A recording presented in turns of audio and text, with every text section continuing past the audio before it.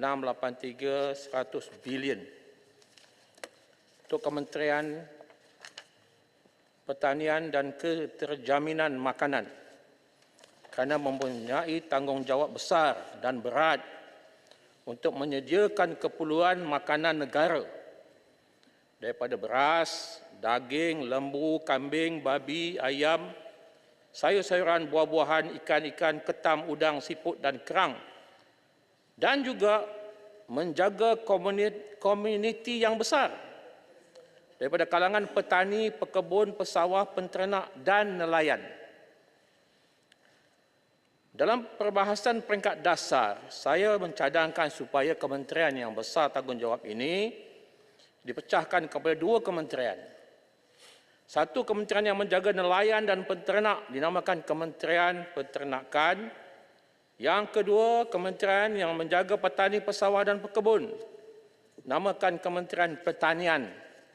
Dan dilantik dua menteri supaya lebih fokus menyelesaikan masalah makanan dan kos sara hidup yang belum selesai sehingga kini. Merujuk butiran 020000 bekalan makanan 1.344567100 bilion, butiran 10003 bahagian sekuriti makanan 400 juta. Datuk Pengerusi, negara sekarang berhadapan dengan isu food security.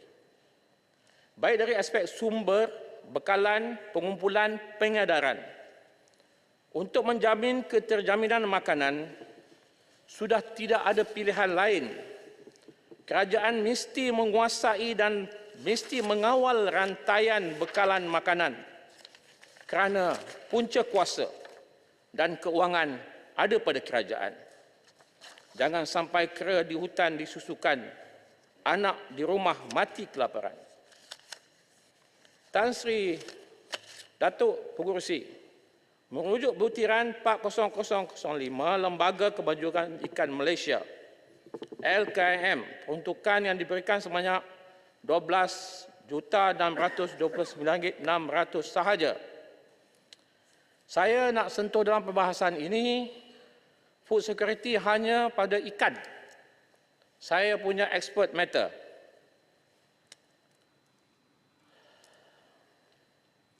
Pendaratan ikan pada tahun 2022 sebanyak 1,308,415 tan metrik. Sedangkan keperluan negara 1,860 metrik tan setahun.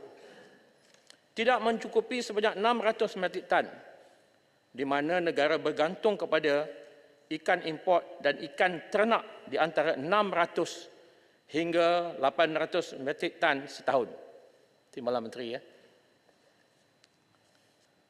Datuk Pengerusi, peruntukan yang diberikan kepada LKM ini tidak mencukupi bagi mengoptimumkan kawalan bekalan sekaligus menstabilkan harga ikan di pasaran, terutama di musim tengkujuh. Sebagai usaha memajukan industri perikanan negara dan memastikan bekalan ikan negara mencukupi, LKIM yang telah mempunyai kompleks pelabuhan pendaratan ikan sebanyak 48 buah. Jeti-jeti pendaratan ikan yang dibina oleh LKM berjumlah 270 buah seluruh negara. CCDC Pusat Pengumpulan dan Pengedaran sebanyak 44 buah. Pasar-pasar nelayan terdapat 253 buah. Kilang IQF bagi membekukan ikan terdapat 2 buah dengan kapasiti 5 metrik tan sehari. Dan LKM juga mempunyai bilik sejuk atau cool room dengan kapasiti 1,500 metrik tan pada satu-satu masa. Kesemua aset-aset LKM ini belum mampu untuk mengawal dan menstabilkan harga ikan negara jika keperluan supply chain ini tidak dapat dilengkapkan. Tambahan pula, bukan semuanya aset-aset LKM ini berada dalam keadaan yang baik dan sempurna serta beroperasi sepenuhnya. Dengan perbelanjaan pembangunan yang dipotong ini hanya diberikan 12 juta, maka saya bimbang dan khawatir LKM tidak mampu untuk terlibat sepenuhnya dalam menstabilkan harga ikan, apatah lagi kemudahan-kemudahan yang ada dengan LKM kebanyakannya telah uzur. Musim tengkujuh akan kunjung tiba, maka harga ikan tidak dapat distabilkan. Datuk Pengerusi, bagi memastikan bekalan ikan mencukupi dan ikan dapat distabilkan oleh kerajaan, Kementerian perlu mengkaji semula peruntukan khusus bagi menyediakan kemudahan dan prasarana yang cukup. Kompleks pendaratan LKM perlu di-upgrade mengikut standard. Pasar nelayan yang melebihi 20 tahun pembinaannya perlu diselenggarakan. CCDC dan pasar nelayan yang tidak aktif perlu diberi perhatian. Jangan dibiarkan tanpa produktiviti. Saya mencadangkan pada tahun ini sepatutnya kerajaan fokus satu item per item. Kalau boleh tahun ini fokus kepada ikan. Berikan peruntukan yang secukupnya kepada LKM sehingga LKM menjadi peneraju kepada industri ini. Seterusnya, saya mencadangkan kepada kementerian supaya 89 persatuan nelayan kawasan yang menaungi nelayan-nelayan diberikan peranan yang lebih besar. Galakkan latihan, bimbingan keuangan yang komprehensif dan pairing dengan usahawan yang berjaya untuk menjadi nelayan jaya seperti mana nelayan-nelayan maju di Jepun dan di Taiwan. Akhirnya nanti setiap PNK, Persatuan Nelayan Kawasan, boleh mempunyai produk sendiri yang established dengan izin. One PNK, one product. Satu PNK, satu produk.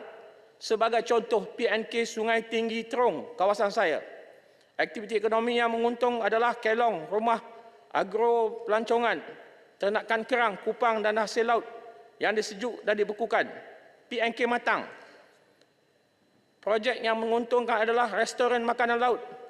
Banyak PNK yang lain ada aktiviti mereka masing-masing. Dan banyak juga PNK-PNK yang mampu untuk meneroka lautan dalam tetapi mereka kekurangan dana untuk membeli kapal-kapal C dan C2. Selain itu, PNK punya pengalaman menangkap ikan, berupaya mengutamakan kru tempatan bagi aktiviti mendapatkan hasil laut di perairan pantai timur dan pantai barat.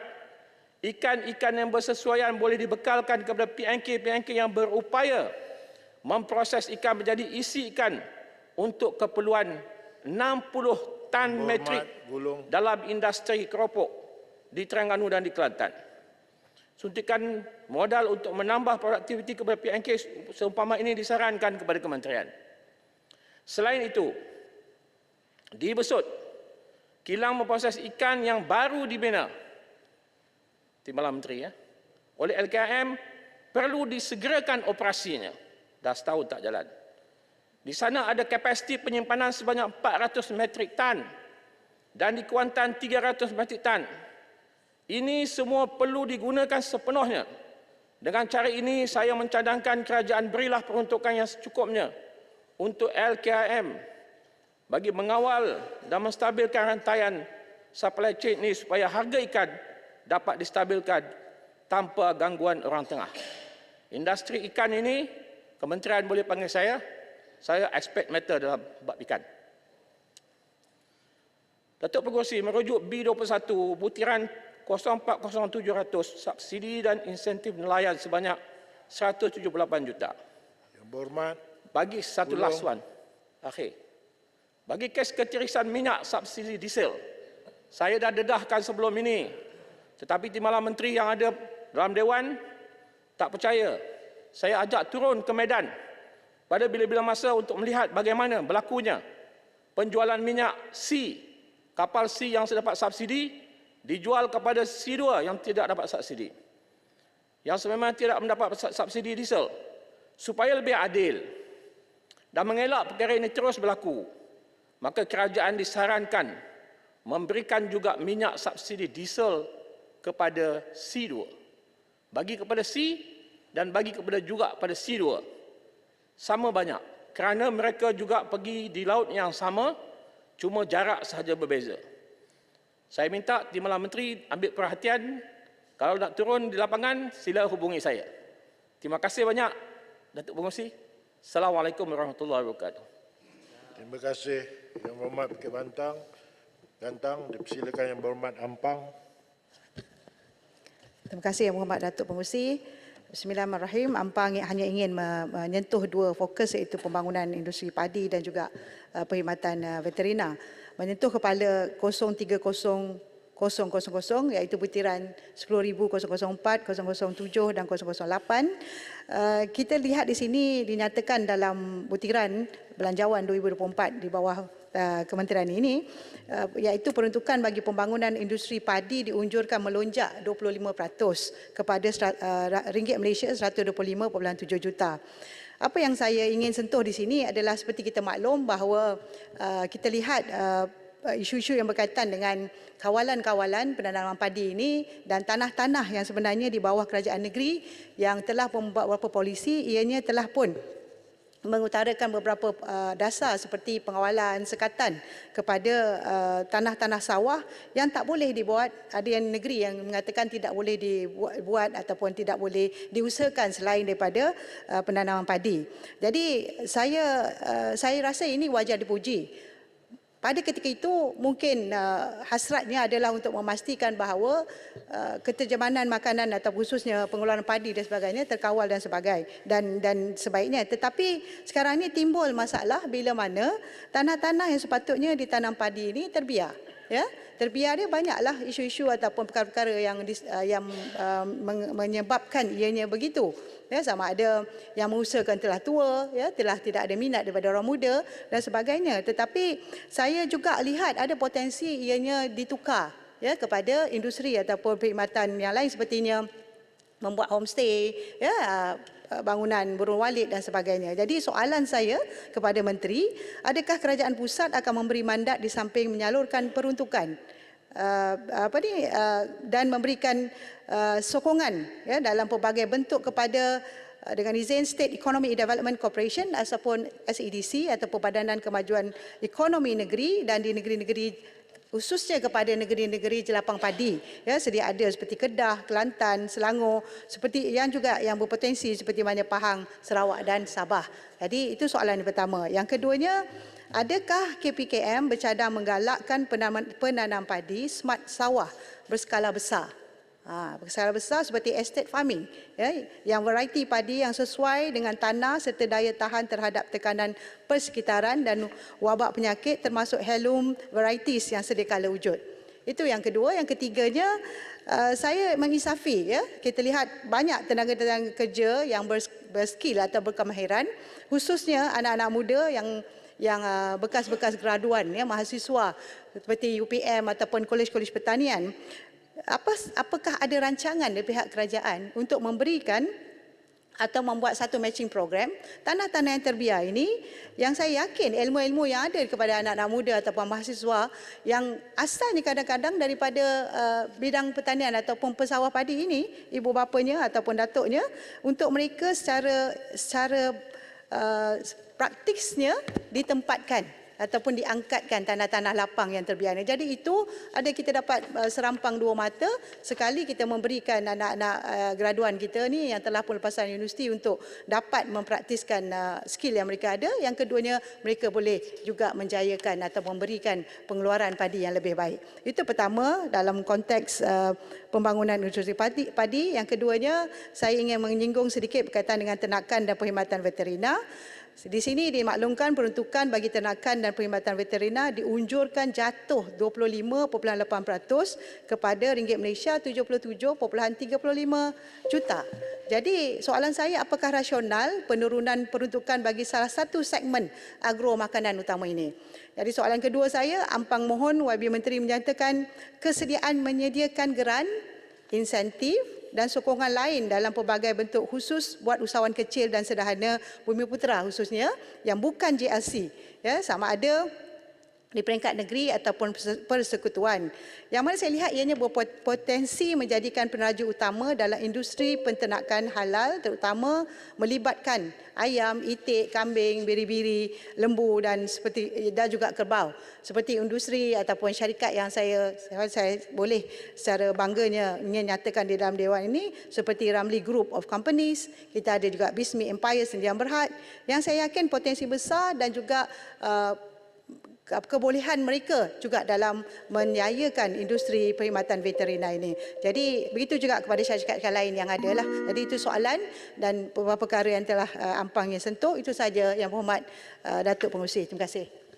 Terima kasih Yang Berhormat Ampang. Dipersilakan Yang Berhormat Padang Serai. Assalamualaikum warahmatullahi wabarakatuh. Terima kasih Datuk Pengerusi. Menyentuh kepada butiran 040500 subsidi dan insentif tanaman padi menunjukkan peningkatan peruntukan daripada 990 juta kepada 1.312 bilion. Perkara pertama yang saya nak sentuh Datuk Pengerusi adalah berkenaan dengan benih padi. Sawah di negeri ataupun di negara ini semakin menghadapi tekanan yang semakin meningkat kerana kenaikan harga tiba-tiba benih padi sah yang merosakkan musim penanaman padi. Maklumat ini disampaikan oleh Lembaga Kemajuan Pertanian Muda MADA yang mendapati bahawa hanya kira-kira 10.6% daripada kawasan ladang padi di Kedah dan Perlis yang dapat memulakan musim tanaman baharu 2023-2024 disebabkan oleh masalah kekurangan bekalan benih padi sah ini. Jadi, Datuk Pengerusi, daripada peningkatan peruntukan ini, adakah terjamin bagi para petani untuk mendapatkan benih padi sah RM45 bagi 20 kg daripada pembekal yang dilantik oleh kerajaan? Jadi, ada juga petani yang menggunakan benih dengan banyak, walaupun secara puratanya 7 beg bagi 1 ekar. Ada juga petani yang menggunakan sampai 10, 12 ke 15 beg. Disebabkan oleh profil tanah yang tidak subur dan sebagainya, menyebabkan jika harga benih ini semakin mahal, maka kita bimbang ia akan mengganggu urusan penanaman padi kepada petani-petani yang kecil.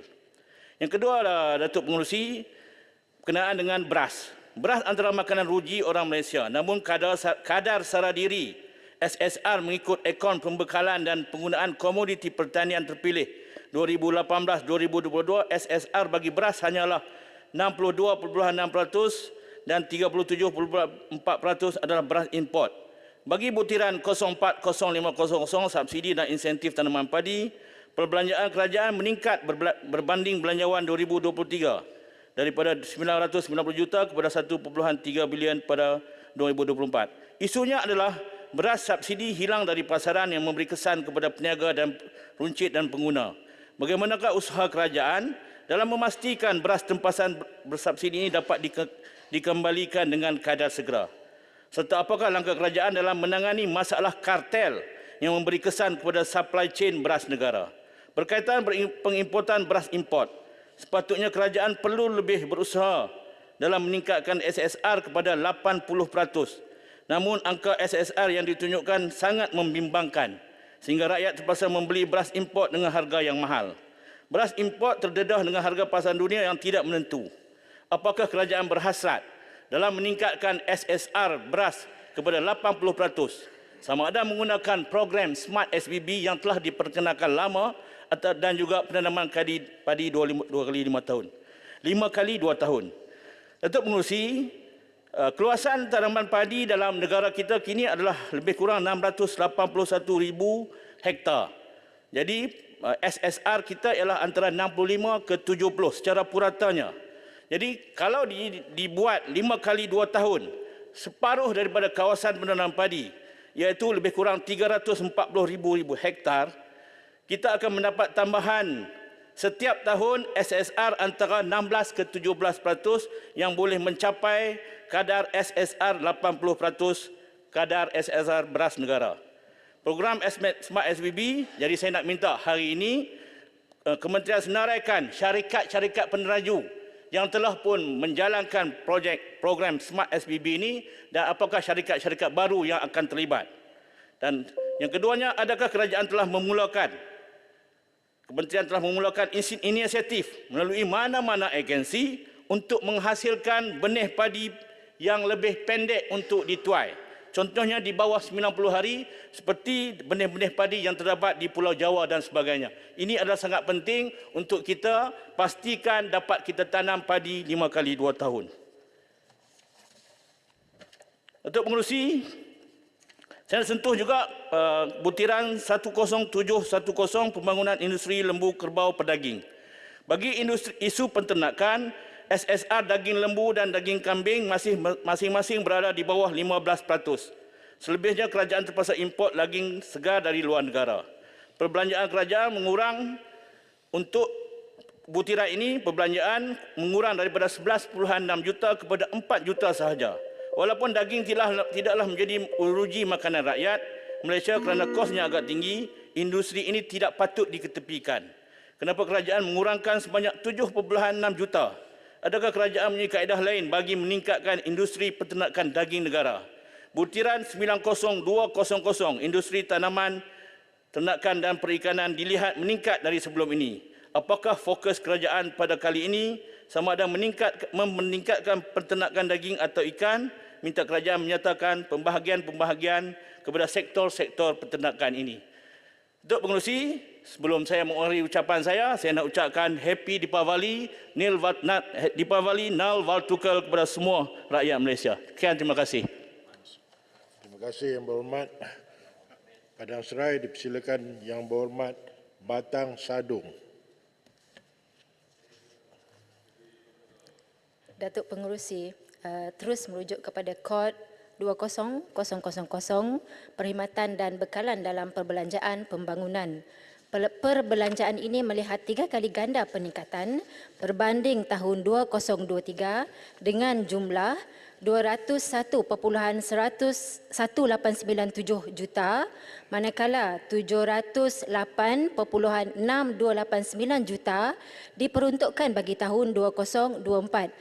Setelah meneliti setiap item yang disenaraikan, saya mendapati adanya satu item baru di bawah butiran 10003, bahagian sekuriti makanan dengan peruntukan sebanyak 400 juta. Jumlah satu peruntukan ini bersamaan dengan lebih kurang 2 kali ganda seluruh anggaran belanjawan KPKM pada tahun 2023. Adalah munasabah bagi Menteri untuk memperincikan butiran peruntukan ini kerana ianya adalah perbelanjaan mutakhir yang diperkenalkan dengan jumlah yang sangat besar. Perincian ini juga perlu mengenal pasti langkah bersasar kerajaan untuk meningkatkan kadar kecukupan dan keselamatan makanan negara. Besar harapan Batang Sadung ianya tidak akan menjadi sebarang projek Gajah Putih yang tidak sampai kepada petani dan peladang serta hasilnya tidak dapat dirasai oleh rakyat terbanyak. Selain itu, apakah infrastruktur yang akan digunakan oleh kerajaan dengan peruntukan ini? Sebagai contoh, Sarawak mengambil pendekatan infrastruktur digital untuk meningkatkan pengeluaran hasil pertanian, termasuklah meneroka precision agriculture ataupun pertanian ketepatan. Adakah kerajaan akan memberikan sejumlah peruntukan kepada Sarawak dan Batang Sadung untuk perkara ini? Seterusnya, saya mohon kerajaan untuk menjelaskan kod 050000 one-off kod 050100 kenderaan jentera harta modal yang berjumlah 4 juta yang juga merupakan satu item baru kerana ianya tidak dikenal pasti sebagai insentif yang diperkenalkan untuk mana-mana pemegang taruh. Seterusnya, di bawah kod 040400, kod 040500, 040600. Kesemua item yang disebutkan menyaksikan kenaikan jumlah anggaran.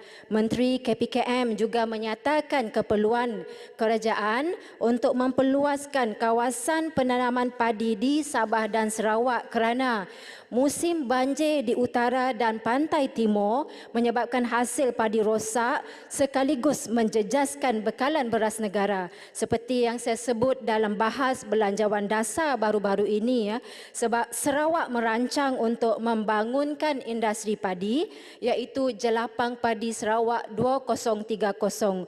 Lebih-lebih lagi, Sarawak juga mengeluarkan beras tempatan berkualiti tinggi yang menjadi petunjuk geografi ataupun GI seperti beras biris, beras bario dan beras bajong Sarawak.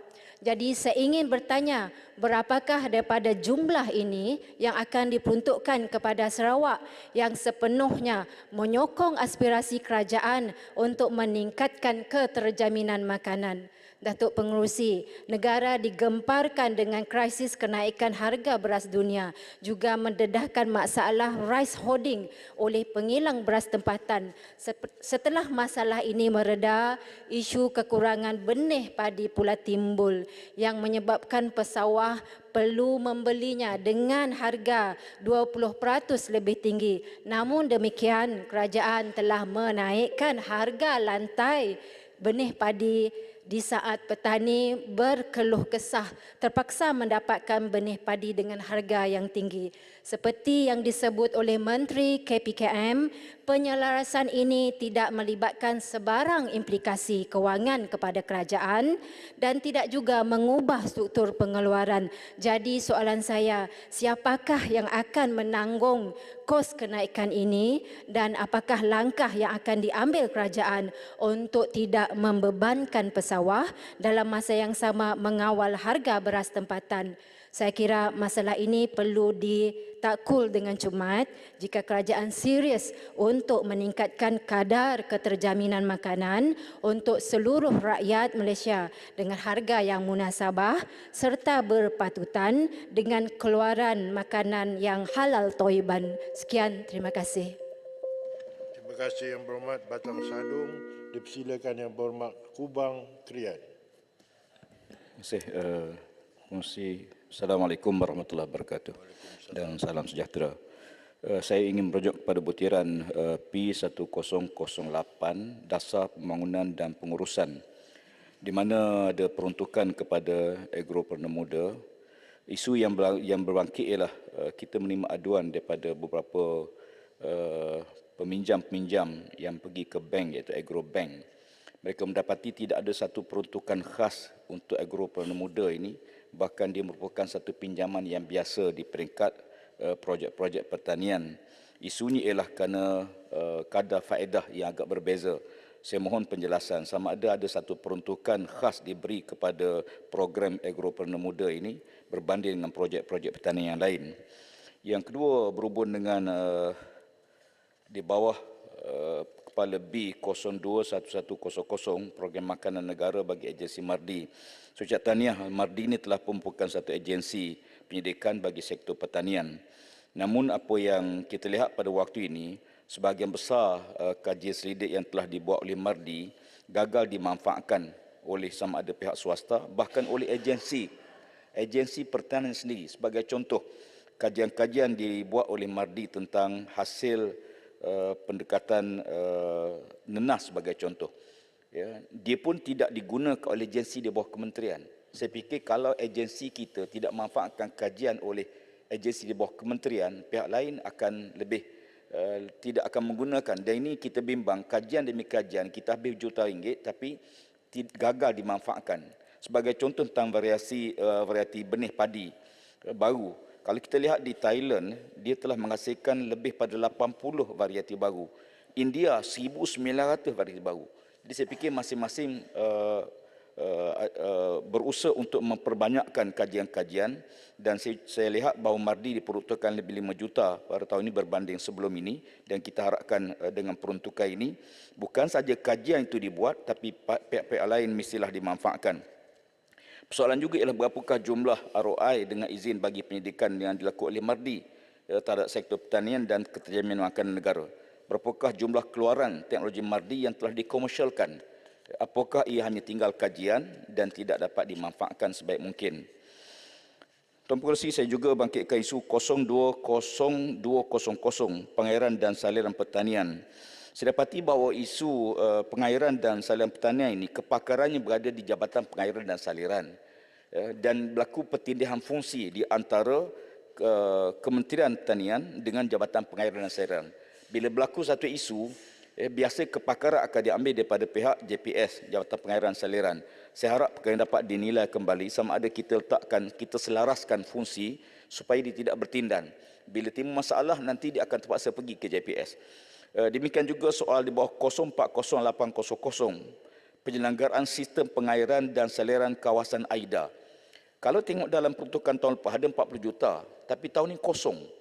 Ya, saya sangat bimbang sebab sebagai contoh di AIDA Kemasin Semerak kerosakan pintu air. Dia sangat serius. Daripada 10 pintu air, hanya 3 berfungsi dan 7 lagi tidak berfungsi. Dan saya tengok pada butiran 2004 ada peruntukan 9.8 juta. Saya harapkan peruntukan ini ialah untuk baik pulih sistem pintu air di Kemasin Semerak. Sebab pintu air ini menyumbang kepada kerosakan. Banjir tahun lepas ia agak serius, 2 tahun lepas sangat serius. Menyebabkan semua kawasan pertanian rosak, kemudian banjir sangat kritikal kerana puncanya pintu air tak berfungsi. Jadi saya harapkan 9.8 juta ini peruntukkan untuk membaik pulih pintu air di Aida Kemasin Semerak. Walaupun saya mohon penjelasan apakah peruntukan yang digunakan untuk itu ataupun ada peruntukan lain. Dan saya rasa pelik juga sebab di bawah butiran 040800 tidak ada sebarang peruntukan untuk penyelenggaraan sistem pengairan. Sebab kita tahu bahawa peruntukan ini memang tahunan kita kena sedia. Kalau tanpa peruntukan, bila berlaku sebarang kerosakan, terpaksa tunggu peruntukan tahu-tahu akan datang. Demikian juga berhubung dengan saya juga bangkitkan isu tentang di bawah kepala P4006 dan P4007 Kadar dan Mada. Sikit saya nak bangkitkan walaupun banyak perkara yang saya catatkan di sini ialah tentang kerosakan sistem pam di kawasan Mada, di kawasan Kadar yang menyebabkan penduduk atau petani terpaksa menggunakan pam sendiri kerana parah air yang sangat rendah. Tak boleh menyalur kawasan pertanian. Jadi puncanya ialah kerosakan pam besar. Saya harapkan perkara ini dapat diberi perhatian untuk dibaik pulih supaya petani tidak akan mengalami kerugian setiap musim. Akhir sekali, tentang butiran 90200 Dasar Pembangunan dan Pengurusan Industri Tanaman, Ternakan dan Perikanan, merujuk pada Dasar Agro Makanan Negara 2.0, pengeluaran agro makanan meningkat dengan lebih perlahan berbanding dengan penggunaan. Dalam hal itu, kerugian hasil pastuai sehingga pengedaran adalah sangat banyak sehingga menghalang kecekapan rantai nilai. Soalan saya, apakah status inisiatif pengurangan kehilangan makanan di sepanjang rantai nilai melalui sistem daya jejak yang pintar, apakah usaha-usaha yang dilakukan oleh pihak kerajaan untuk memperkukuhkan peraturan yang sedia ada supaya kita dapat mengurangkan kerugian tersebut. Tuan Pengerusi, terima kasih. Terima kasih Yang Berhormat Kubang Krian. Saya jemput Yang Berhormat Kudat. Terima kasih Puan Pengerusi. Saya terus ke butiran 1003, bahagian sekuriti makanan dengan peruntukan sebanyak 400 juta. Saya mohon Kementerian memberikan butiran insentif dalam bahagian sekuriti makanan ini, khususnya keterjaminan makanan, serta kawalan harga makanan, khususnya beras tempatan di kawasan luar bandar, terutama di Sabah. Menyentuh mengenai keterlibatan belia dalam pertanian dan keterjaminan makanan. Butiran 1008. Unit Agropreneur Muda dengan peruntukan 20 juta. Saya dipahamkan keperluan untuk memohon geran Agropreneur ini agak rumit dan memakan masa dan proses yang lama. Bayangkan seorang belia yang memohon bantuan mesin memproses makanan ternakan, sempat habis ternakan mati baru pembayaran mesin yang ditempah sampai. Saya mohon agar proses ini dapat dipermudahkan untuk belia kita menceburi bidang pertanian. Butiran 90200 Industri Tanaman, Ternakan dan Perikanan. Saya ingin bertanya berapa banyak program di bawah butiran ini yang akan dilaksanakan di Sabah, khususnya di Parlimen Kudat. Menyentuh mengenai pembangunan industri padi. Saya bacakan bersama butiran 10012 bahagian pembangunan perindustrian padi, 20011 Aida Kota Belud dan butiran 94000 proyek pemacu pertanian bahagian pembangunan industri padi. Di Sabah selain daripada di Kota Belud, banyak daerah di luar kawasan Kota Belud juga merupakan kawasan sawah untuk menanam padi. Contohnya di kawasan saya di Kudat dan di Pitas, Kota Marudu serta kawasan-kawasan lain yang tidak menikmati bantuan irigasi untuk pengairan sawah sebab terletak di luar kawasan jelapang padi. Seterusnya dengan tahap serah hidup secara diri untuk beras hanya 22,8%. Sabah memerlukan 480 unit jentera pembajak dan 480 unit jentuai untuk meningkatkan pengeluaran padi, tetapi hanya ada 211 unit jentera pembajak dan 114 unit jentuai, yaitu kekurangan 606 unit, tetapi hanya menerima 20 unit untuk tahun 2023. Jadi bilakah kerajaan dapat mempercepatkan bekalan penghantaran pembajak dan jentuai tambahan ke Sabah? Cadangan untuk mempercepat proses pemerolehan jentera pembajak dan jentuai tambahan, bolehkah kerajaan memberikan satu peruntukan khas sebanyak 20 juta kepada kerajaan Sabah untuk pemerolehan tersebut? Dalam laporan petunjuk prestasi bekalan makanan bagi purata, hasil padi sebenar dikeluarkan adalah 3,577 metrik ton per hektar pada tahun 2022 dan 3,601 ton metrik per hektar pada tahun 2024. Saya mendengar jawaban yang berhormat Menteri Mosti kepada sahabat saya Tenem, dan saya membuat sedikit kajian mengenai Agensi Nuklear Malaysia melalui R&D produk yang telah menghasilkan varieti baru padi, yaitu NMR 151 dan NMR 152. Menggunakan teknologi nuklear ini dapat meningkatkan tanaman sehingga 20 ke 60% hasil, yaitu lebih kurang 8 ton metrik per hektar. Varieti ini juga difahamkan dapat menahan daripada serangan penyakit dan perkara-perkara yang boleh mengganggu produktiviti padi. Apakah rancangan Kementerian untuk mengkomersialkan bibit baru padi ini demi untuk keterjaminan makanan negara? Seterusnya, butiran 3002 Jabatan Pertanian Sabah, budget 28.149.900 berbanding 38,5 juta pada tahun 2023. Saya ingin bertanya kepada Kementerian, mengapa perbezaan pengurangan budget hampir 10 juta ini berlaku? Apakah pertanian di Sabah sudah maju berbanding dengan negeri lain? Seterusnya saya bacakan bersama butiran 30008 Jabatan Perkhidmatan Veterineri Sabah dan butiran 30005 Jabatan Perikanan Sabah. Saya mohon perincian pembangunan untuk dua butiran ini. Seterusnya, butiran 40005 Lembaga Kemajuan Ikan Malaysia di Sabah. Kami juga mempunyai agensi seperti Konelayan di bawah Kementerian Pertanian dan Asas Tani. Saya mohon perincian proyek pembangunan LKIM yang dilaksanakan di Sabah, khususnya di parlimen saya. Sikit lagi, Puan Pengerusi. Butiran 14800 pembinaan dan pembaikan jalan ladang.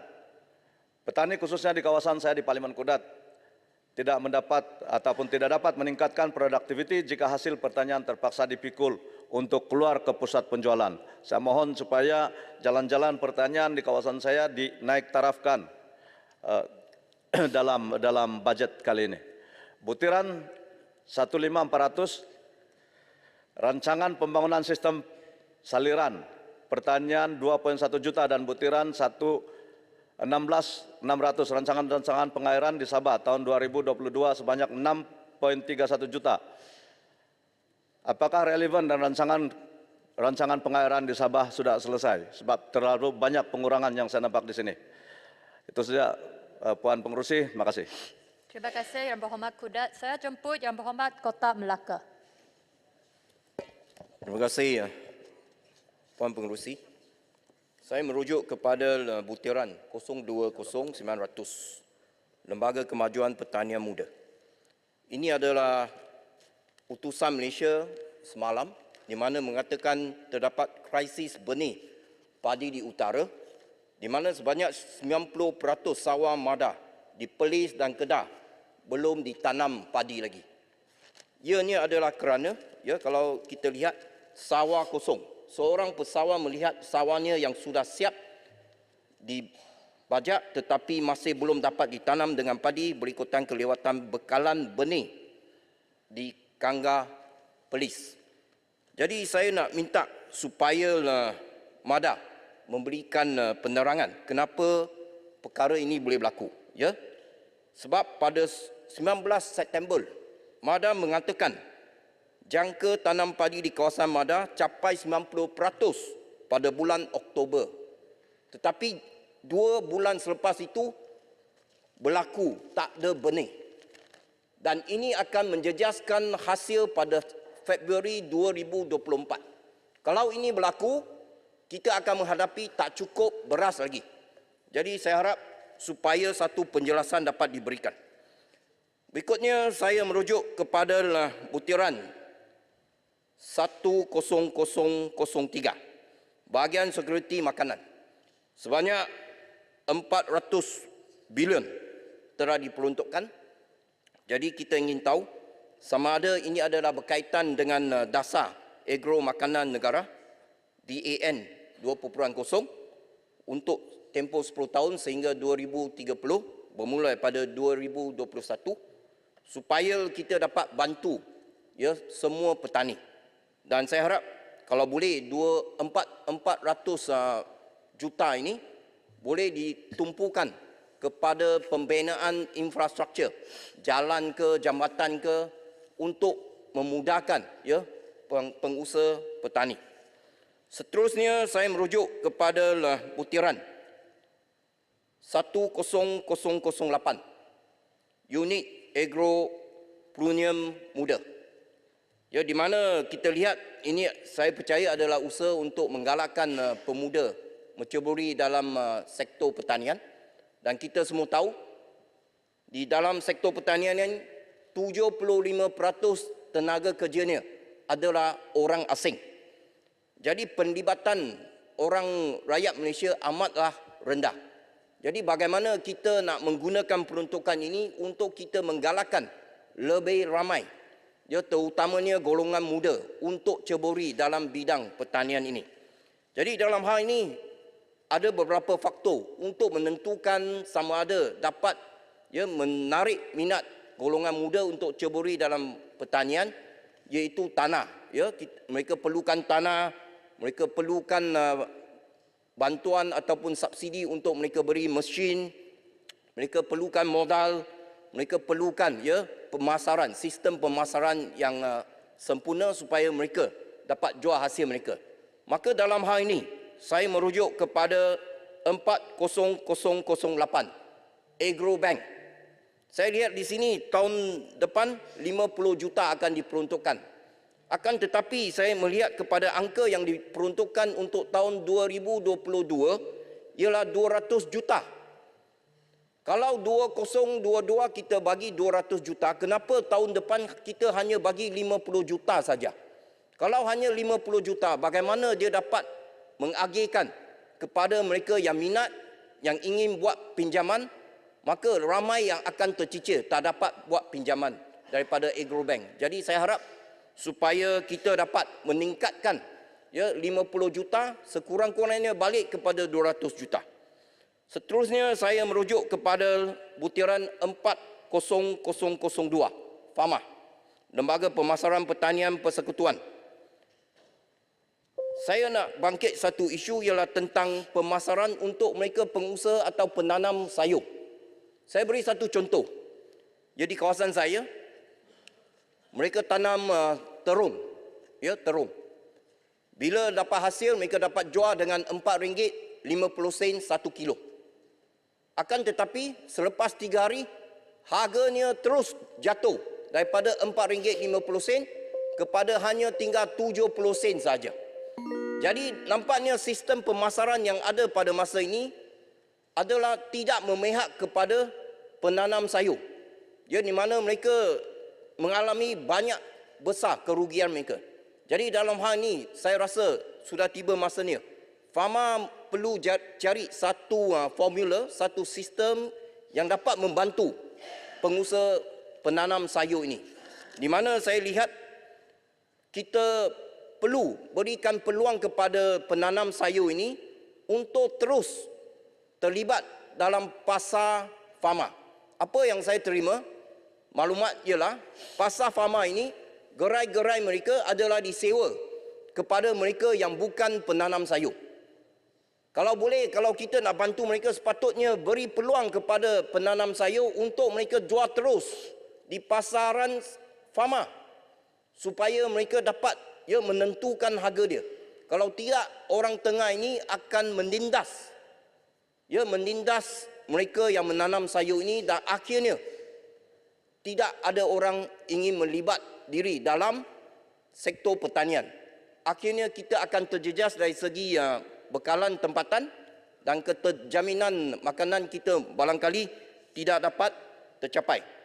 Isu yang tolong terakhir yang saya nak bangkit, ringkaskan. Sila pengerusi sedikit saja, ialah tentang peternakan dan perkhidmatan veterina. Ya, di mana saya lihat 10710 pembangunan industri lembu kerbau pedaging. Kalau kita lihat anggaran untuk tahun ini 2023 ialah 11.6 juta. Tetapi tahun depan hanya tinggal 4 juta saja. Begitu juga pembangunan industri tenusu 10730. Tahun ini 7.5 juta. Tetapi tahun depan hanya sekadar 2 juta saja. Bagi kawasan penternakan babi, tahun depan hanya tinggal 2 juta saja.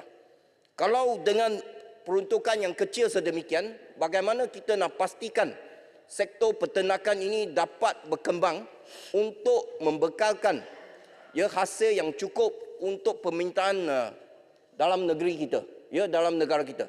Jadi saya harap supaya sesuatu dapat diusahakan untuk memastikan sektor penternakan ini dapat ruang yang secukupnya untuk mereka berkembang. Dengan itu, sekian, terima kasih Puan Pengerusi. Terima kasih Yang Berhormat Kota Melaka. Saya jemput Yang Berhormat Kulim Bandar Baru. Terima kasih kepada pengerusi memberi masa untuk saya berbahas dalam peringkat jawatankuasa. Saya terus kepada butiran 1003 sekuriti makanan, di mana kerajaan telah membentukkan sebanyak 400 juta lebih untuk tahun 2024 untuk dibelanjakan. Kebelakangan ini, negara kita dihimpit dengan kekurangan bekalan beras tempatan dan bergantung pada beras import untuk memenuhi bekalan beras negara. Dan harga terlalu tinggi hingga menyebabkan rakyat terbeban. Mengikut DOSEM 2019, keluasan tanaman padi di negara ini adalah seluas 681,599 hektar sahaja. Dibandingkan dengan negara-negara lain, jika kita lihat contohnya Vietnam 7.66 juta hektar, Thailand 9.65 juta hektar, Indonesia 12.2 juta hektar dan paling banyak sekali iaitu India 43.3 juta hektar. Jadi persoalannya di sini ialah saya ingin mengetahui adakah pihak KPKM merancang untuk menambah jumlah keluasan tanaman padi dengan skala yang lebih besar hingga mungkin hingga 2 atau ke 3 juta hektar di negara kita untuk memberi kebergantungan kepada beras tempatan dapat diselesaikan. Kulim juga ingin mengetahui iaitu tentang apakah perancangan KPKM bagi menyegerakan peningkatan hasil tanaman yang mungkin 5 hingga ke 7 tan metrik bagi sehektar jika dibandingkan negara-negara lain yang mana hasilnya telah pun meningkat. Kita cuma rata-rata kita mendapat hanya antara 3 hingga 4 tan sehektar saja. Bagi butiran 90200 industri ternakan, Tuan Mengerusi, bekalan daging negara kita ini jauh lebih rendah daripada keperluan, di mana bekalan daging negara hanyalah mampu membekalkan hanya lebih kurang 20% daripada keperluan sebenar. Dengan peruntukan melebihi RM299 juta, adakah kerajaan bercadang untuk memberi tumpuan bagi meningkatkan bekalan daging tempatan bagi mengurangkan pengimportan daging luar negara? Bagi butiran 020100 pembangunan industri padi, isu benih padi sah amat menjadi satu permasalahan yang besar di kalangan petani-petani di seluruh negara. Kulim Bandar Baru ingin mengetahui berapa banyakkah syarikat yang membekalkan benih-benih padi yang sah untuk memastikan petani mendapat bekalan benih padi yang sah mengikut jadual penanaman yang telah ditetapkan.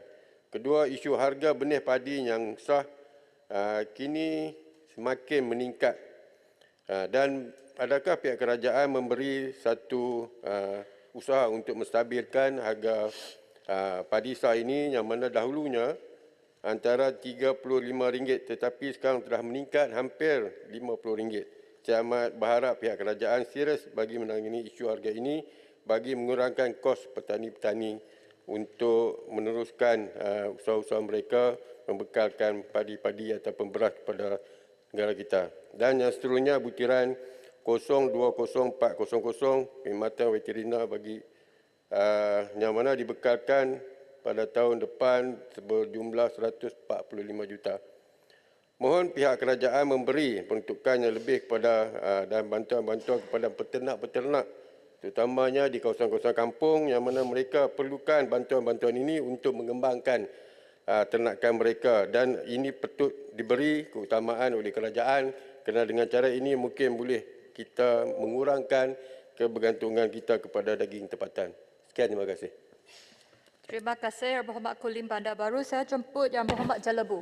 Terima kasih Puan Pengerusi. Bismillahirrahmanirrahim. Saya sentuh bahagian industri makanan dan asas tani Kepala 1003 peruntukan 27.8 juta.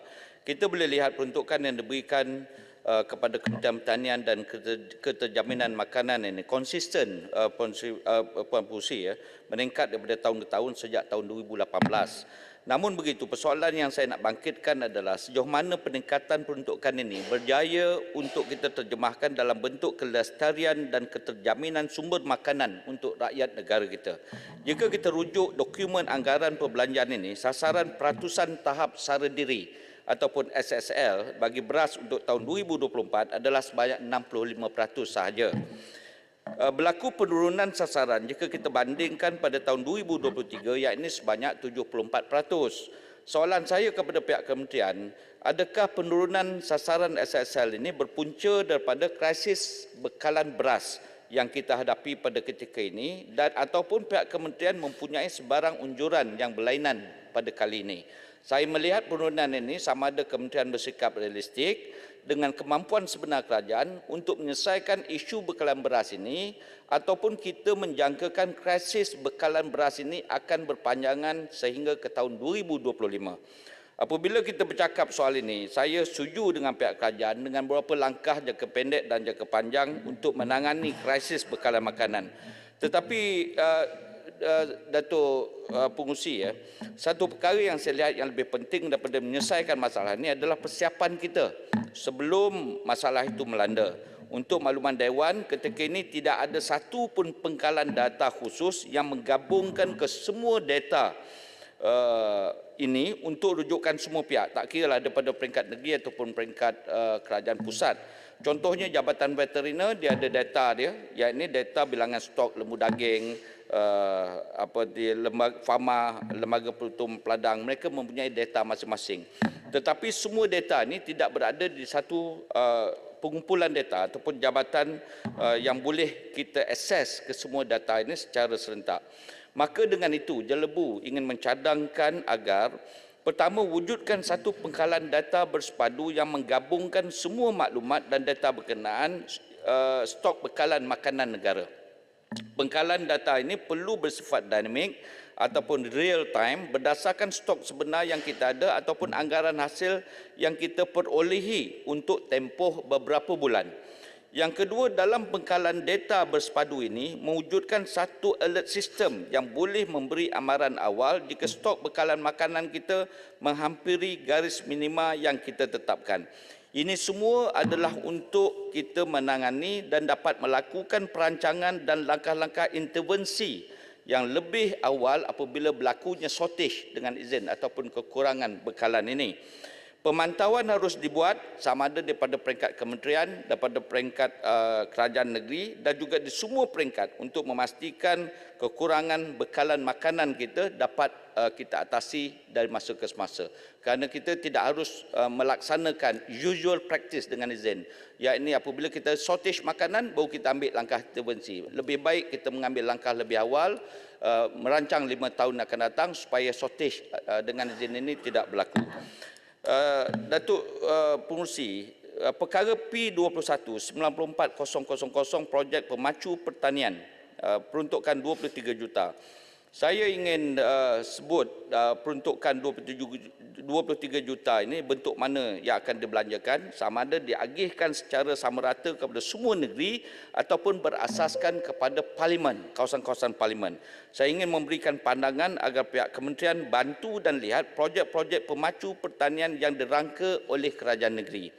Di Negeri Sembilan contoh, Datuk Fungsi, kerajaan negeri merancang untuk membina kilang memprosesan padi. Dan ini harus dibantu oleh kerajaan pusat bagi merealisasikan hasrat kerajaan Negeri Sembilan supaya dapat menampung bekalan beras bagi penduduk dan masyarakat di Negeri Sembilan. Saya sebut perkara ini kerana buat masa ini tidak ada satu pun kilang padi, mini kilang ataupun pusat pemprosesan padi. Maka apabila ini dapat diwujudkan, maka bekalan dan juga padi di seluruh Negeri Sembilan dapat kita pusatkan dan bekalan itu kembalikan kepada keperluan untuk rakyat Negeri Sembilan. Datuk Pengerusi, akhirnya saya nak sentuh perkara yang berkaitan dengan MAKIS, iaitu perkara 310 Jabatan Perkhidmatan Kuarantin dan Pemeriksaan Malaysia.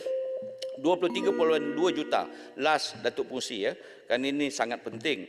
MAKIS ini satu agensi yang cukup penting dalam mengawal selia dan memantau bekalan makanan, pertanian, tumbuhan yang akan masuk ke dalam negara bagi memastikan hanya sumber yang selamat dan baik saja yang masuk ke dalam negara kita. Tetapi kita sedar bahawa peranan MAKIS ini terhad di pintu-pintu masuk rasmi negara saja dan bukan berada di setiap kawasan sempadan. Maka dengan itu, MAKIS harus memantau dan mengawal selia barang-barang sama ada makanan atau pertanian yang dibawa masuk yang tidak melalui pintu rasmi sempadan negara ataupun dalam erti kata lain yang diseludup, Datuk Pengerusi. Kita boleh lihat di pasaran terbuka hari ini banyak haiwan-haiwan yang dilarang untuk dibawa masuk ke Malaysia seperti ikan alligator gar umpamanya, ikan baung ekor merah umpamanya, alligator, snapping turtle dan juga pelbagai jenis ikan dan juga bahan yang secara bebasnya dijual di kedai-kedai yang terdapat di pasaran sekarang. Akhirnya spesies larangan ini, Datuk Pengerusi, akan membiak di sistem perairan negara dan menjadi spesies perosak kepada habitat asal yang berada di dalam negara. Jadi soalan saya, bagaimanakah bentuk penguatkuasaan bersama agensi yang lain-lain bagi mengekang masalah ini daripada berleluasa? Terima kasih, Datuk Pengerusi. Terima kasih Yang Berhormat Jelebu. Saya jemput Yang Berhormat Parit Punta. Assalamualaikum warahmatullahi wabarakatuh. Salam sejahtera. Bismillahirrahmanirrahim. Saya ingin merujuk butiran B21, butiran 020500 Jabatan Perikanan dan B020700 Lembaga Kemajuan Ikan Malaysia. Persoalan yang ingin saya bangkitkan adalah berkaitan dengan pembukuan lesen sampan. Walaupun saya sudah dapat jawapan daripada Menteri berkaitan dengan persoalan tersebut tempoh hari, masalahnya pembukuan lesen sampan adalah sejak tahun 1982, begitu lama. Dan dibuka semula pada tahun 2020 kepada pemohon-pemohon baru. Hanya 11 lesen telah diluluskan di daerah Krian pada tahun 2020. Dan pada tahun 2021 diluluskan sebanyak 23 lesen. Sedangkan sehingga sekarang ada permohonan kira-kira 200 lebih di Parit Bunta dan juga di Krian masih lagi belum diluluskan. Kebanyakan pemohon adalah anak muda. Satu ketika kerajaan merungut kerana anak muda tidak ramai menceburi dunia keusahawanan dalam bidang penangkapan ikan. Tapi dalam masa yang sama, pemohon baru dari anak-anak muda tidak boleh diluluskan. Jadi mengapa proses meluluskan mengambil masa yang lama? Lesen sampai ini penting kerana nelayan terpaksa turun ke laut untuk mencari rezeki bagi menyara keluarga. Tetapi turun dalam keadaan takut, berdebar-debar, bimbang, ditangkap dan disaman. Saya harap kerajaan peka dan cepat memproses bagi meluluskan lesen sampan ini. Yang kedua, penggunaan pukat tunda dan kengkar dua bot. Ada cadangan oleh kerajaan tempoh hari untuk dihapuskan sejak tahun 2006. Tapi ditangguh sehinggalah dijangka akan dihapuskan tahun 2030. Permasalahannya, pemilik lesen pukat ini tidak mematuhi peraturan dan syarat yang dikeluarkan oleh pihak kerajaan yang menyebabkan memberi kesan negatif pada ekosistem dan pencarian hidup oleh nelayan yang lain. Antaranya, pukat kengkar telah diubah sesuai dari bentuk asal yang dilesenkan untuk memerangkap pelbagai hidupan laut yang berada di dasar laut. Akibatnya semua hidupan laut terperangkap, mati dan juga pupus. Pelesen pukat ini pula keluar melaut pada waktu malam atau awal pagi, menceroboh kawasan tangkapan nelayan pantai, menyebabkan pendapatan nelayan pantai terjejas teruk. Penggunaan pukat ini juga menimbulkan konflik dan ketegangan antara nelayan sehingga berlaku pergaduhan. Justru kerajaan hendaklah mengambil langkah proaktif bagi mengharamkan terus penggunaan pukat-pukat ini. Yang ketiga, pukat bubu naga dan rawa sorong adalah tidak berlesen tetapi digunakan secara berleluasa. Pukat ini turut mengancam ekosistem laut khususnya benih ikan dan hidupan marin. Sekiranya dibiarkan boleh menyebabkan berlaku kepupusan. Ia juga boleh menimbulkan konflik kepada nelayan pantai yang menggunakan pukat hanyut kerana boleh menjejaskan pencarian hidup. Isunya, penguatkuasaan oleh pihak berwajib kurang berkesan. Kita tidak nafikan ada tangkapan dibuat ke atas nelayan yang melanggar peraturan. Tetapi hukuman yang dikenakan tidak menginsafkan para nelayan yang ditangkap. Ada yang ditangkap berbelah-belah kali, didenda, tetapi mereka tetap mengulangi kesalahan yang serupa. Justru penggunaan pukat ini diharapkan iaitu bubu naga dan rawa sorong adalah diambil tindakan yang keras mengikut peruntukan undang-undang. Termasuk mengambil tindakan terhadap penjualan bubu naga dan rawa sorong secara haram, sama ada yang dijual di daratan atau secara online. Seterusnya, butiran B21-02-0100 pembangunan industri padi. Dalam usaha membantu pesawat-pesawat padi negeri Perak umumnya dan daerah Krian khususnya, ada kerajaan, ada usaha yang berkesan seperti contoh hasil padi MyGap yang dikeluarkan oleh Terengganu dengan nama beras Ganu untuk dibawa modal itu ke negeri lain khususnya Perak dan Krian. Kerana Krian ada 200 hektar kawasan padi yang ada MyGap. Dan akhirnya butiran seterusnya B21-04-060 bantuan khas pesawah. Saya dapat jawapan tertulis berkaitan isu tanah jerus. Dalam jawapan tersebut menjelaskan antara sebab tanah bendang menjadi jerus kerana tanah bendang tersebut tidak ada rehat langsung. Setiap musim sentiasa ditanam padi.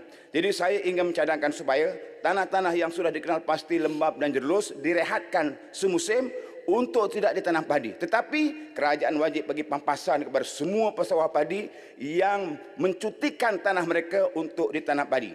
Pampasan mesti dibayar dengan bayaran yang wajar dan berpatutan. Satu lagi, sumbangan RM250 oleh Bernas kepada pesawah padi di Perak bila nak bagi. Pesawah padi sudah menunggu dengan sabar. Tak sepatutnya lambat sebab duit ada di tangan kerajaan. Bagi je lah bila-bila masa. Dan akhir sekali, butiran P210400 pembangunan pelbagai pertanian.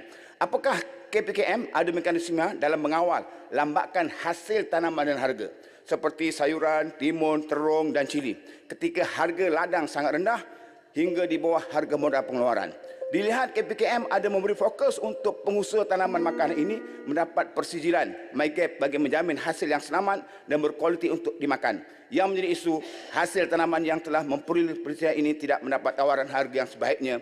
Harga jualan sama seperti hasil tanaman yang tak ada persijilan. Sekian, saya sangat bersyukur hari ini dapat menyampaikan ucapan dengan baik tanpa diganggu bila kehulangan tak ada. Eloklah hulangan tak ada tanpa gangguan. Sekian, terima kasih. Terima kasih Yang Berhormat Pari Punta. Saya jemput Yang Berhormat Kopeng. Terima kasih pada Puan Pengerusi kerana izinkan saya untuk mengambil bahagian dalam perbahasan pihak Jawatankuasa Kementerian Pertanian dan Kejaminan Makanan. Pertama, saya ingin sentuh tentang butiran B21-04-000 program khusus.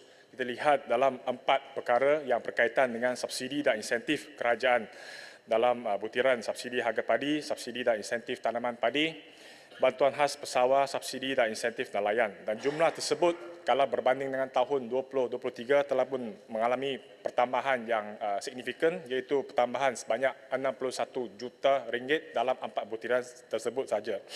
Kementerian telah pun mengambil keputusan untuk memberikan insentif dan subsidi untuk membantu petani, pesawah, peternak, nelayan dalam suasana yang tidak menentu dan bersifat jangka pendek. Dan sudah tentu angka-angka yang dibentangkan berdasarkan kepada unjuran-unjuran yang berasaskan fakta, yang mana insiden kekurangan makanan telah pun kerap berlaku pada tahun 2022 dan 2023 yang telah pun memberikan banyak pengajaran kepada kita semua di sini. Maka saya ingin memohon kepada kerajaan supaya boleh bekalkan kalau ada analisa risiko dalam rantaian bekalan beras dalam negara, termasuk risiko pembekalan, risiko pengeluaran, risiko permintaan, risiko alam sekitar bagi 5 tahun yang akan datang supaya rakyat faham dan tahu di manakah kedudukan kita dan memastikan jumlah yang diperuntukkan dalam bentuk insentif dan subsidi akan berkurangan 1 tahun ke 1 tahun untuk kita memberikan tumpuan yang benar-benar untuk dalam soal pembangunan teknologi dalam bidang pertanian. Dan keduanya adalah bangunkan satu pangkalan data yang merekodkan segala data dan angka yang berkaitan dengan sektor pertanian, merangkumi semua jabatan dan agensi dan agensi dan jabatan kerja secara in silo. Dan keduanya adalah tentang P21. 3 perkara yang saya ingin sentuh dalam soal pembangunan dalam bidang Kementerian Pertanian. Pertama adalah infrastruktur pertanian, kedua pertanian moden ataupun smart farming, dan ketiga adalah tanaman bernilai tinggi. Tentang infrastruktur pertanian, butiran 10013 bahagian pengairan dan saliran, 12800 pemodenan sistem pengairan dan padi, dan 15400 rancangan pembangunan sistem saliran pertanian. Kalau lihat kepada 3 butiran, bahagian pengairan dan saliran telah pun mengalami peningkatan yang signifikan, tambahan hampir 85 juta, tetapi kalau kita lihat kepada pemodenan dan rancangan pembangunan telah mengalami kemerosotan. Saya ingin bertanya kepada Menteri, kenapakah angka-angka ini berkurangan apabila kita ceritakan tentang cara ataupun teknologi baru dalam bidang pertanian. Dan kalau kita lihat kepada pemodenan sistem pengairan dan padi itu mengalami kemerosotan sebanyak hampir 50%. Dan saya harap Kementerian boleh memberikan penjelasan dalam bab ini. Dan keduanya adakah jumlah tersebut hanya bagi tujuan penyelenggaraan yang sedia ada dalam sistem pengairan dan saliran, ataupun bertujuan untuk menemui sistem pengurusan pengairan yang lebih efektif dan berasaskan teknologi moden. Keduanya adalah tentang pertanian berteknologi pintar, smart farming.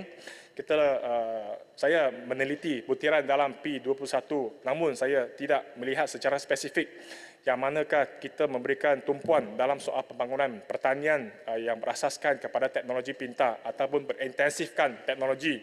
Kalau saya nak katakan mungkin dalam butiran 40001 dalam Mardi saja, tetapi saya rasa harus kita lihat kepada perkara ini dan kerajaan mungkin boleh mengambil pertimbangan pada belanjawan yang akan datang, kena ada satu peruntukan atau butiran yang spesifik dalam soal ini, yang mana kita lihat sekarang kita banyak bergantung kepada tenaga kerja warga asing yang khususnya warga Indonesia, dan sekarang negara jiran kita telah pun mengalami pembangunan yang agak rancak dan kita akan kehilangan banyak pekerja-pekerja dalam perkara tersebut, dan kita harus ada satu butiran yang spesifik dalam pembangunan smart farming dalam Kementerian Pertanian. Dan akhirnya adalah tanaman bernilai tinggi. Demi menghasilkan tanaman yang bernilai tinggi, saya rasa kerajaan perlu melabur dalam bidang R&D secara agresif, dan kita perlukan inovasi dalam bidang pertanian seperti negara-negara jiran kita bagi menyumbang semula dari segi keuntungan produktiviti dan peningkatan hasil serta mengurangkan kos. Kalau lihat kepada rekod dalam RMK ke-12, pihak MADI hanya diperuntukkan 200 juta bagi maksud R&D untuk kegunaan 5 tahun, dan hanya setiap tahun 40 juta diperuntukkan bagi tujuan R&D. Dan bagi saya angka ini adalah amat kecil, dan kalau kita betul-betul serius dalam membangunkan soal R&D dan memberikan tumpuan dalam tanaman bernilai tinggi, saya ingin menggesa kepada pihak kerajaan supaya kita boleh memberikan tumpuan dalam bidang R&D, memberikan peruntukan yang lebih dalam bidang R&D. Dan saya ingin bertanya kepada pihak kementerian berapa jumlah dan peratusannya yang dibelanjakan bagi tujuan R&D pada tahun 2024, dan apakah bidang dan jenis R&D yang kita akan berikan tumpuan, dan apakah jenis tanaman yang bernilai tinggi yang kita sasarkan oleh pihak kementerian. Sekian sahaja, terima kasih. Terima kasih Yang Berhormat Kopeng. Saya jemput Yang Berhormat Setiu. Assalamualaikum warahmatullahi wabarakatuh. Terima kasih Puan Pengerusi. Saya menyentuh butiran 020100 pembangunan industri padi. Peruntukan 2023 sebanyak 59,991,900 dan berlaku kenaikan untuk 2024 kepada 60,941,600. kenaikan sebanyak RM949,700. Terengganu antara negeri yang boleh dijadikan contoh dalam pertanian apabila setiap tahun di tahap sadar diri SSL makanan ruji padi semakin meningkat. Pada tahun 2019, ia meningkat kepada 42.7%. Untuk 2020, 49.2%. 2021, 54.2% dan pada tahun 2022 meningkat kepada 56.0%. Selain itu, Terengganu juga negeri pertama yang mengeluarkan beras sendiri dengan mempunyai sijil amalan pertanian baik Malaysia, MyGap, menerusi jenama beras Ganu dan merupakan antara beras berkualiti tinggi yang pernah dihasilkan. Selain itu, keluasan jelapan padi di Terengganu juga meningkat sekali ganda bagi meningkatkan penghasilan beras tempatan. Oleh itu, soalan saya, apakah perancangan jangka panjang kerajaan dalam pembangunan industri padi negara dengan peruntukan yang meningkat lebih daripada RM900,000 ini? Dan sejauh manakah kerjasama antara kerajaan persekutuan dengan kerajaan negeri khusus yang Terengganu dalam meningkatkan keterjaminan makanan terutama beras? Di samping itu, apakah usaha kerajaan dalam memastikan amalan penerapan cara pertanian yang lestari menepati MyGap diberi penekanan oleh pengusaha-pengusaha yang menceburi bidang pertanian? Butiran 020200 pengairan dan saliran pertanian. Sistem pengairan yang tidak sempurna dan infrastruktur yang uzur akan mempengaruhi hasil pengeluaran padi apabila petani-petani tidak boleh membuat penanaman padi 2 kali setahun. Apatah lagi untuk memulakan projek rintis penanaman padi 5 kali dalam jangka 2 tahun. Melihat kepada peningkatan peruntukan lebih daripada 192,000 untuk 2024. Apakah inisiatif atau langkah-langkah jangka pendek maupun jangka panjang yang dilaksanakan oleh pihak kementerian dan memastikan sistem pengairan dan saliran pertanian negara terpelihara dan berjalan dengan baik? Butiran 12800 pemodenan sistem pengairan padi. Tidak dinafikan bahawa penggunaan teknologi dapat atasi masalah dan cabaran dalam bidang pertanian. Perkara ini tidak terkecuali dalam penggunaan teknologi dalam sistem pengairan pintar yang mampu meningkatkan kualiti dan kuantiti pengeluaran hasil pertanian.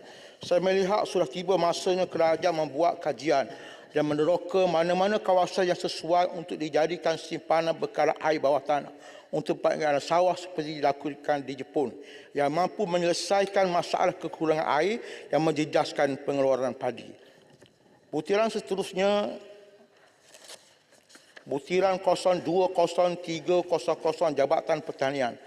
Perkara pertama pada butiran 02300 Jabatan Pertanian berdasarkan Global Food Security Index GFSI 2002 dan izin Puan Pengerusi. Malaysia berada pada tahap sederhana iaitu hanya 69.9% sahaja.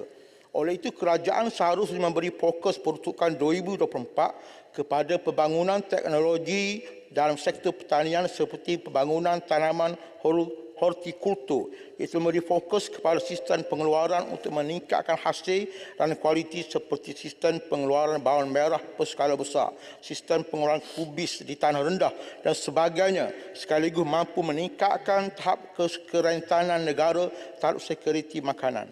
Perkara seterusnya dalam butiran yang sama, kerajaan harusnya memberi fokus kepada pembangunan TVET pertanian. Saya difahamkan bahawa sehingga kini TVET pertanian tidak mendapat sambutan menggalakkan. Hanya selama 600 orang sahaja di seluruh negara. Oleh itu, adakah terdapat insentif daripada peruntukan pada butiran ini untuk menarik minat anak muda dari bidang pertanian? Mohon penjelasan. Seterusnya saya ingin menyentuh tentang isu tanah terbiar yang tidak digunakan secara optimum dalam pertanian. Pada tahun 2019, Jabatan Pertanian telah mengenal pasti tanah terbiar dan sesuai dimajukan seluas 103,563 hektar yang melibatkan 46,382 lot di semenanjung Malaysia termasuk di wilayah Persekutuan Labuan. Oleh itu, saya minta penjelasan daripada pihak kementerian berapakah jumlah tanah terbiar yang telah dimanfaatkan untuk pertanian setakat ini dan sejauh manakah usaha-usaha yang dilakukan oleh kerajaan dalam memastikan penggunaan tanah terbiar untuk pertanian digunakan secara sistematik dan sebaik mungkin dalam meningkatkan bekalan makanan negara. Seterusnya, butiran 020400 Jabatan Perkhidmatan Veterina. Perkara sesungguhnya dalam butiran ini, sektor pertanian dan agromakanan seringkali mengalami kerugian yang mencecah puluhan juta. Sebelum ini, Kementerian ada mengeluarkan kenyataan bahawa sektor agromakanan mengalami kerugian RM111.111.95 juta akibat bencana monsun timur laut. Menurut data yang dikeluarkan oleh Jabatan Perangkaan Malaysia, Malaysia mengalami kerugian 622.4 juta akibat banjir pada tahun 2022 dengan lebih 52% daripada kerugian ini dialami oleh 3 negeri di Pantai Timur, Terengganu, Kelantan dan Pahang sahaja. Oleh itu, apakah usaha kerajaan dalam melakukan mitigasi banjir? Memandangkan Terengganu adalah negeri yang paling banyak terkesan dalam sektor pertanian. Selain itu, saya juga mencadarkan agar kerajaan mewujudkan pusat pemindahan banjir untuk binatang ternakan seperti lembu, kambing, biri-biri dan sebagainya sebagai langkah mengecilkan kerugian kepada peternak. Sebagaimana inisiatif yang diambil oleh salah seorang penternak di kampung Sungai Tarum Setiu yang membina kandang lembu sementara di atas bukit sebagai persediaan menghadapi bencana banjir. Selain itu, pasukan penyelamat makanan di bawah veterina wajar ditubuhkan sebagai persediaan menghadapi musim banjir. Lebih-lebih lagi di kawasan projek peternakan berimpak tinggi seperti di Terengganu, projek pembangunan hub lembu sadu berkelompok, pusat pengeluaran benih ikan kerapu hybrid, projek ladang induk, pengganda kambing tenusu dan sebagainya. Yang akhir sekali, butiran 030 last sekali. Butiran terakhir sekali 030100 Lembaga Pemasaran Pertanian Persekutuan. Merujuk pada butiran ini, sejak kebelakangan ini, pengusaha buah-buahan tempatan seperti rambutan, dokon, langsak, duku dan lain-lain mengalami isu lambakan hasil. Hal ini berlaku kerana harga yang terlalu rendah menyebabkan sebahagian pengusaha memilih untuk membiarkan buah-buahan tersebut rosak kerana kos upah pekerja untuk mengambil buah tersebut lebih tinggi daripada harga jualan buah. Antara faktor utama lambakan hasil buah ini kerana buah-buah tempatan seperti yang saya sebut tadi ada bermusim. Justru apabila masak akan masak serentak di seluruh negara menyebabkan berlakunya lambakan hasil pada satu-satu masa. Jika kita tengok di negara jiran kita, umpamanya Thailand, harga buah-buah tempatan mereka konsisten sepanjang tahun.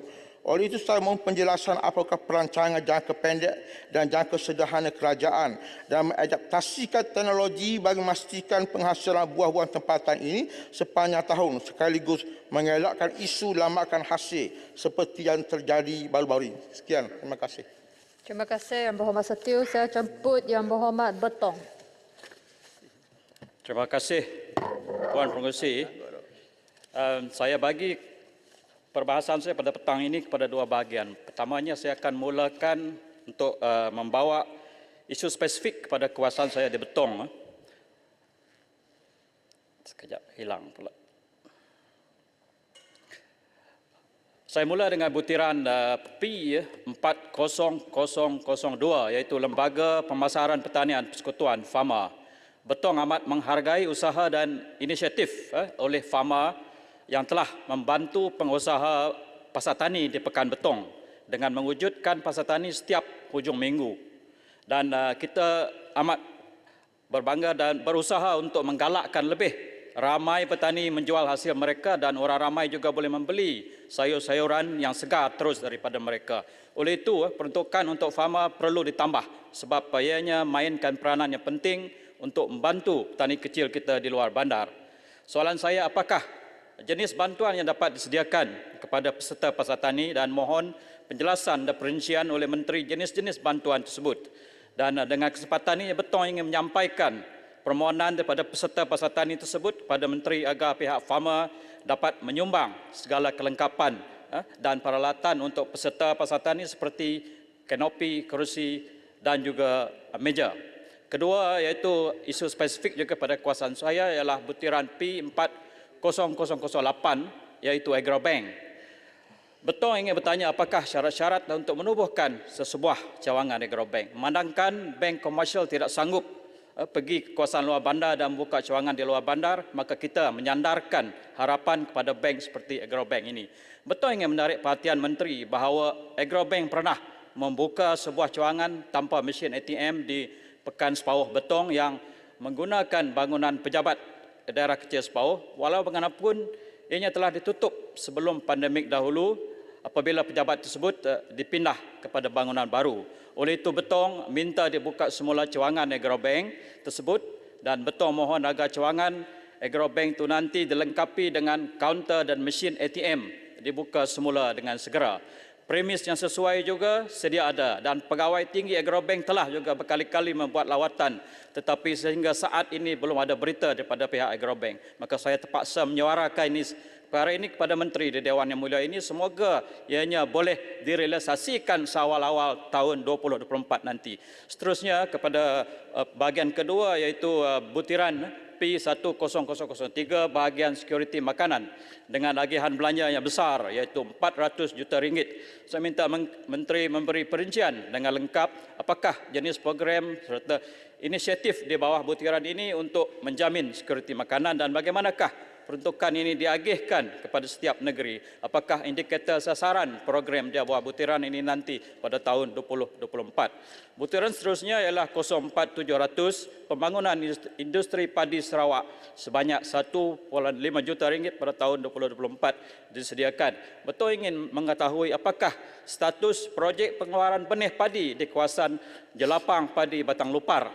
Bilakah ianya dapat menghasilkan benih padi? Dan juga saya minta Menteri memperincikan projek yang akan dibiayai secara spesifik dengan peruntukan ini pada tahun 2024 nanti. Dalam keadaan negara kita menghadapi krisis bekalan beras import dan beras tempatan, Betong berpandangan bahawa kerajaan perlu menyediakan agihan belanja yang lebih besar bagi membangunkan kawasan baru tanaman padi di Sarawak. Seterusnya pergi ke butiran 30009 iaitu Jabatan Perkhidmatan Veteriner Sarawak. Ada sedikit penurunan pada tahun ini, pada tahun depan berbanding dengan tahun ini iaitu 12.697 juta berbanding dengan 13.5 juta pada tahun 2023. Betong berpandangan bahawa penurunan ini amat tidak wajar kerana Jabatan Veteriner Sarawak sekarang sedang berhadapan dengan penularan penyakit rabies dan juga komitmen mereka untuk program regulatory penyakit haiwan yang lain seperti wabak ASF yang telah melanda Sarawak pada tahun lalu. Maka Betong minta kerajaan mempertimbangkan dana tambahan untuk membantu Sarawak menangani penularan penyakit rabies di mana kes jangkitan pada manusia dan haiwan semakin meningkat. Tahun ini sahaja untuk maklumat Menteri sebanyak 13 kematian direkodkan dan 15 kes yang diterima. Seterusnya Betong membangkitkan mengenai pembangunan infrastruktur pertanian iaitu butiran 10013 bahagian pengairan dan selaran pertanian. Sejumlah yang besar sebanyak 106.36 juta ringgit diagihkan pada 2024 berbanding dengan 21.56 juta pada tahun 2023. Maka Betong mohon Menteri menjelaskan dan perincikan jenis projek dan apakah kaedah agihan dan minta penjelasan agensi yang bertanggungjawab bagi program ini di Sarawak. Seterusnya butiran 12.800 pemodenan sistem pengairan padi. Kenapakah agihan belanja dikurangkan kepada 22.4 juta ringgit banding dengan 56.338 juta pada tahun 2023 dengan program kerajaan untuk menaik taraf sistem pengairan sawah padi di seluruh negara. Betong berpandangan butiran ini perlu ditingkatkan lagi. Seterusnya butiran last sekali 14.800 iaitu pembinaan dan pembaikan jalan ladang sebanyak 70 juta ringgit diperuntukkan pada tahun 2024, penambahan yang banyak berbanding dengan 20 juta pada tahun ini dan keperluan untuk pembinaan dan pembaikan jalan ladang di luar bandar Sarawak amat tinggi. Oleh itu Betong ingin mengetahui apakah kaedah agihan belanjawan itu nanti. Betong juga mohon diberi keutamaan memandangkan sejumlah besar pekebun kecil pelbagai jenis tanaman memerlukan jalan yang baik untuk mengeluarkan hasil kebun mereka. Dengan itu saya mengucapkan terima kasih. Sekian. Terima kasih Yang Berhormat Betong. Saya jemput Yang Berhormat Jalun. Bismillahirrahmanirrahim. Assalamualaikum warahmatullahi wabarakatuh. Tuan Pengurusi, merujuk perbelanjaan mengurus B21 40,000 pemberian dan kenaan bayaran tetap. Dalam bajet 2023 diperuntukkan RM2.99 bilion. Dalam bajet 2024 pula diperuntukkan sebanyak 3.61 bilion. Berlaku peningkatan yang ketara iaitu sebanyak 620,084,300 berbanding peruntukan emolumen, perkhidmatan dan bekalan aset dan perbelanjaan lain. Kenaikannya tidak ketara antara bajet 2023 dengan bajet 2024. Saya percaya peningkatan tersebut adalah merujuk penambahan subsidi harga padi, subsidi dan insentif tanaman padi dan bantuan khas pesawah. Saya ucapkan terima kasih kerana perbahasan saya dalam bajet 2023 lalu telah diberikan perhatian oleh kerajaan dalam bajet 2024. Cumanya, saya harap subsidi tersebut tidak dimanfaatkan oleh kartel-kartel dalam sektor pertanian dan warga asing. Sebaliknya, ia harus dipastikan sampai ke tangan pesawah itu sendiri melalui pertubuhan peladang kawasan PPK. Satu mekanisme pelaksanaan subsidi bersasar ini harus dilaksanakan secara adil dan telus agar tidak berlaku ketirisan lagi. Seterusnya, kod 10,000 pengurusan di bawah subkod 010-200 perancangan. Peruntukan ini dinaikkan daripada 29.4 juta bajet 2023 kepada 30.3 juta bagi bajet 2024. Berlaku peningkatan sebanyak 941,100. Saya pohon penjelasan. Apakah perancangan kementerian untuk membangunkan industri padi agar negara tidak bergantung dengan beras import untuk tahun 2024? Apakah inisiatif kementerian bagi memperkukuhkan aktiviti penyelidikan dan pembangunan bagi variati benih penanaman padi dalam negara? Selanjutnya, bekalan makanan negara, subkod 020-100 pembangunan industri padi.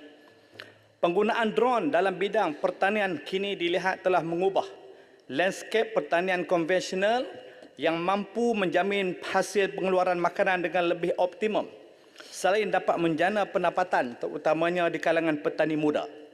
Persoalan saya ialah, adakah kementerian memperuntukkan subsidi pembelian drone kepada petani muda? Adakah kementerian juga memberikan geran pembelian drone kepada setiap PPK untuk digunakan oleh ahli PPK yang terdiri di kalangan petani muda? Selanjutnya, kod 020-200 pengairan dan saliran pertanian BPSP.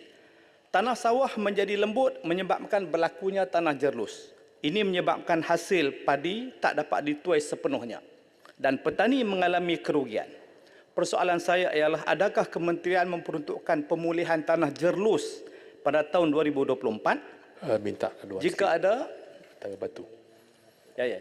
Baik, Jerlul setuju tak kalau saya katakan dalam industri pertanian bila kita terlalu lama menggunakan chemical fertilizer, sebenarnya kita membunuh all the benefit microbes menyebabkan tanah tu tak jadi subur.